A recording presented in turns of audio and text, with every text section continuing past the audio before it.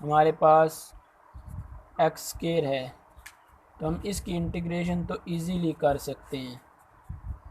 ठीक है, तो सिंपल पॉलिनोमियल के लिए हमें इंटीग्रेशन बाय सब्स्टिट्यूशन की ज़रूरत नहीं पड़ती। ये इसका बैकग्राउंड है। इसका बैकग्राउंड यह है कि जब हमें कोई कम्प्लेक्स पॉलिनोमियल दी हुई हो या कोई ट्रिग्नोमेट्रिक फंक्शन दिया हो, तो उसमें हम इंटीग्रेशन बाय सब्स्टिट्यूशन यूज़ करते हैं। ट्रिग्नोमेट्रिक फंक्शन दिया हो तो उसमें हम इंटीग्रेशन बाय सब्स्टिट्यूशन यूज़ करते हैं। वैसे अगर हमें अलजेब्रिक भी कोई कम्प्लेक्स आ जाए तो हम उसमें भी इंटीग्रेशन बाय सब्स्टिट्यूशन यूज़ करते हैं। तो रीज़न इसकी क्या है यूज़ करने की, टू सॉल्व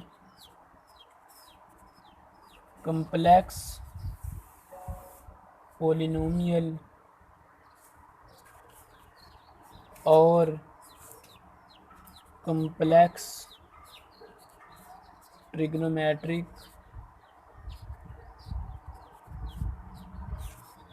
फंक्शन, इसलिए हम इसे यूज़ करते हैं।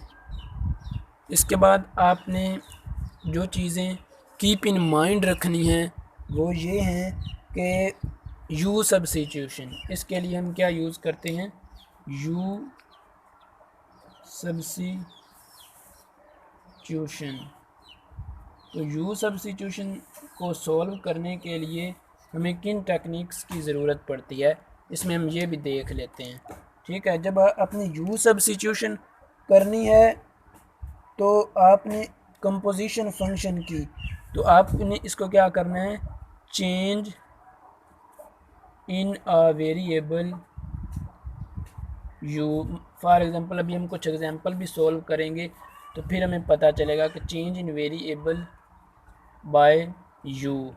ठीक है, इसके बाद आपने चूज़ करनी है अप्रोप्रिएट वैल्यू। जो भी हमें फंक्शन गिवन दिया हो उसमें choose a appropriate value for you. अगर हम अप्रोप्रिएट वैल्यू नहीं करेंगे फाइंड, तो वो हमारा जो है इंटीग्रेशन बाय सब्स्टिट्यूशन कंप्लीट नहीं होगा फॉर यू। इसके बाद आपने करना है फाइंड डी यू। जो भी यू को हम लेट करेंगे उसका डेरिवेटिव ले लेंगे।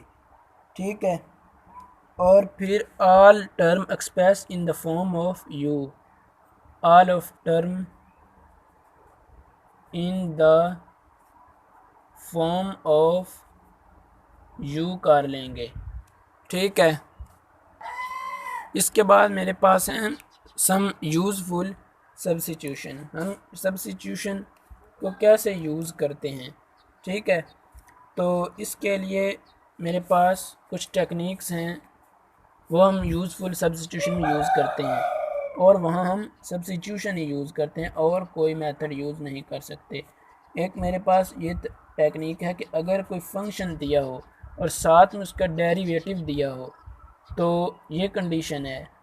ठीक है, और एक कंडीशन मेरे पास ये है कि फंक्शन का ऊपर जो मेरे पास डिनोमिनेटर में फंक्शन हो उसका डिनोमिनेटर में डेरिवेटिव भी दिया हो। ठीक है, एक मेरे पास ये टेक्निक है, और एक मेरे पास टेक्निक है अगर समथिंग कुछ इसके साथ कुछ फंक्शन मल्टीपल हो रहा है और फिर फंक्शन भी है और उस फंक्शन का डेरिवेटिव भी है, तो ये मेरे पास यूज़फुल सम फार्मूलाज हैं, इनको मैं यूज़ कर सकता हूँ। तो मैं इस फंक्शन को एफ ऑफ एक्स को लेट कर लूँगा टी के। ठीक है, एफ ऑफ जो भी मेरे पास फंक्शन दिया होगा उसको मैं टी के लेट कर लूँगा। ठीक है, तो अब हम इस फार्मूले में इसको यूज़ करके देखते हैं। अगर मैं एफ ऑफ एक्स को लेट कर लूँ टी के, तो मेरे पास इसका डेरिवेटिव क्या आएगा, D T over D X. ये मेरे पास क्या आ जाएगा, F first derivative at X D X is equal to D T. तो ये मेरे पास क्या बन जाएगी फॉर्म, टी डी टी। तो अब मैं इसका आसानी से इंटेग्रल ले सकता हूँ। मीन ये कि जब भी हमारे पास इस टर्म के कोई फंक्शन आए, ठीक है, इन टर्म के कोई भी फंक्शन आए तो हम क्या करेंगे, एफ ऑफ एक्स को टी के लेट कर लेंगे और आगे उसकी सब्स्टिट्यूशन कर देंगे। ठीक है, तो इसमें कीप इन माइंड रखने वाली बातें ये हैं, जो भी हमें सम फार्मूलाज दिए हों, X square minus A square is equal to A sine theta, A square plus X square square root A cos theta, जो भी हमारे पास सम यूज़फुल सब्स्टिट्यूशन है उनको हमने माइंड में रखना है। और जब भी हमारे पास उस तरह के कुछ आए फंक्शन तो हम उनको इस तरह यूज़फुल सब्स्टिट्यूशन करके सॉल्व कर सकते हैं। ठीक है, इसके बाद मैं एक एग्जांपल सॉल्व करता हूँ।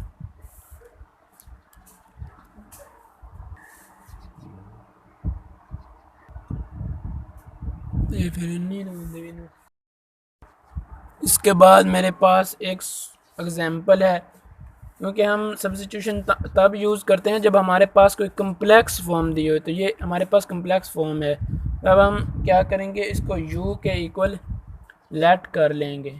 ठीक है, तो एक्स स्क्वायर प्लस 1, ये आपने ख्याल रखना है कि जो भी हम u के इक्वल लेट करें ना, वो एक अप्रोप्रिएट नंबर हो, उसका डेरिवेटिव भी एग्जिस्ट करता हो और उसको हम इधर पुट भी कर सकते हैं। ठीक है, तो अब मैं इसका x के हिसाब से डेरिवेटिव लूँ तो ये मेरे पास 2x आ जाएगा। ठीक है, तो इसको मैं लिख सकता हूँ dx। ठीक है, तो ये मेरे पास इंटीग्रेशन क्या आ जाएगी, 2 cos u du। ठीक है, 2x dx की जगह मैं क्या लिख सकता हूँ, cos u du। तो cos की इंटीग्रेशन मेरे पास, बल्कि ये 2 dx की जगह मैंने लिखा है तो ये 2 नहीं आएगा, ये cos u du आएगा। cos की इंटीग्रेशन क्या होगी, sin u प्लस सी, और u की जगह मैं उसकी वैल्यू दोबारा पुट करूँगा क्योंकि मुझे x की फॉर्म में वैल्यू चाहिए। ठीक है, तो ये इसकी इंटीग्रेशन होगी। मीन ये है कि अगर कोई हमारे पास कम्प्लेक्स आ जाए एग्जांपल, तो हम उसको किस तरह सॉल्व कर सकते हैं। इस तरह एक और जो हमारे पास मेथड होता है कि हम फार्मूलाज भी इससे ड्राइव कर सकते हैं, सब्स्टिट्यूशन से। यह भी आपने कीप इन माइंड रखना है कि हम सब्स्टिट्यूशन हमारे लिए क्यों यूज़फुल है, क्योंकि हम इससे फार्मूलाज भी ड्राइव कर सकते हैं। फॉर एग्ज़ाम्पल हमारे पास 10x की इंटीग्रेशन क्या होती है, log secant x प्लस सी। तो हम इसको बाय सब्स्टिट्यूशन भी प्रूव कर सकते हैं। कैसे, मैं अभी आपके सामने प्रूव करता हूँ। साइन, इसको मैं लिख सकता हूँ sine x over cos x D x. तो नीचे वाले फंक्शन के ऊपर मेरे पास डेरिवेटिव मौजूद है, तो मैं cos t को cos x को t के बराबर लेट कर लेता हूँ। ठीक है, तो cos का डेरिवेटिव क्या आएगा, minus sine X D T. तो ये मेरे पास क्या आ जाएगा, sine X is equal to minus D T. तो इस फंक्शन को मैं कैसे लिख सकता हूँ, माइनस बार आ जाएगा और डी टी ओवर टी। ठीक है, तो ये मेरे पास क्या आएगा,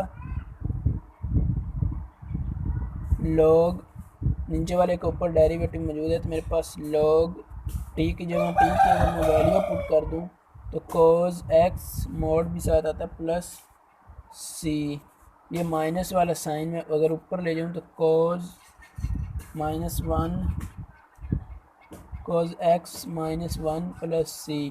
इसको मैं लिख सकता हूँ secant x cos -1 को, ये मेरे पास आ जाएगा log secant x प्लस सी। तो इस तरह हम सब्स्टिट्यूशन को यूज़ करते हैं फार्मूलाज ड्राइव करने के लिए, कम्प्लेक्स पोलिनोमियल को सॉल्व करने के लिए। और ये जो मैंने आपको फार्मूले बताए हैं, ये आपने माइंड में रखने हैं कि अगर हमारे पास इस तरह के कोई आ जाएं, मतलब अलजेब्रिक पोलिनोमियल आ जाएं या अलजेब्रिक जुमले, तो फिर हमने यूज़फुल सब्स्टिट्यूशन यूज़ करनी है, साइन थीटा, ए कोस थीटा, और एक फार्मूला आता है टेन थीटा के लिए। ठीक है, thank you so much for watching and subscribe my channel for more easy videos for mathematics and share my channel